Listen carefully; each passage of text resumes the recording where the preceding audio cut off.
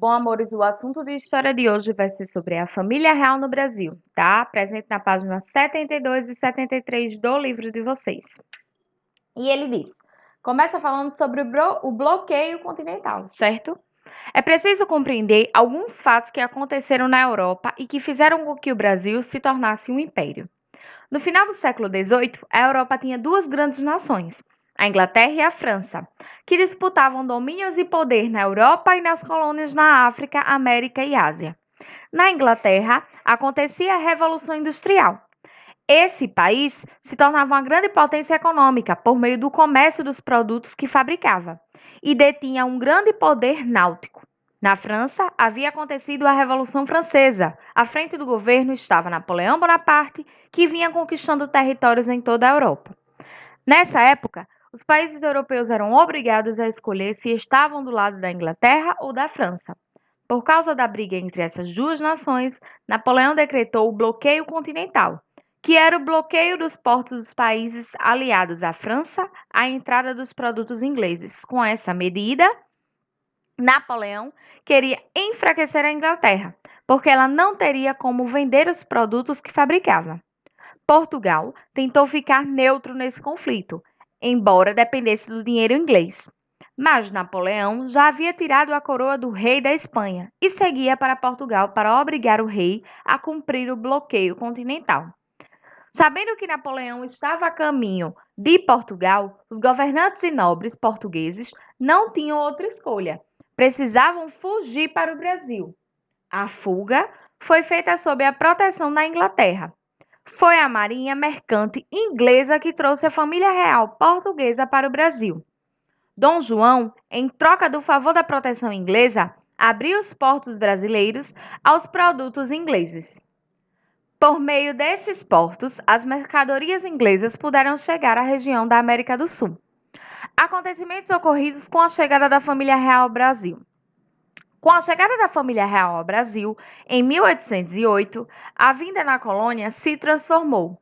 Novos órgãos e instituições foram criados. A vida cultural passou a contar com a presença de artistas e bibliotecas, escolas foram fundadas e etc. Entretanto, o povo português não estava muito satisfeito com a permanência da família real no Brasil. O acordo entre o rei de Portugal e a Inglaterra prejudicava os comerciantes portugueses, já que os produtos ingleses podiam entrar no Brasil.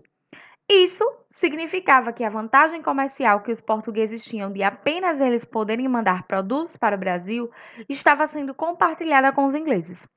O sentimento para os portugueses era de que os papéis foram invertidos, ou seja, Portugal havia se transformado na colônia. Em 1815, o Brasil foi elevado à posição de Reino Unido a Portugal. Com isso, o nosso país deixou oficialmente de ser colônia e passou a ser um reino ligado a Portugal, por laços de apenas amizades, tá? Éramos bons amigos. Daí em diante, as capitanias passaram a ser chamadas de províncias.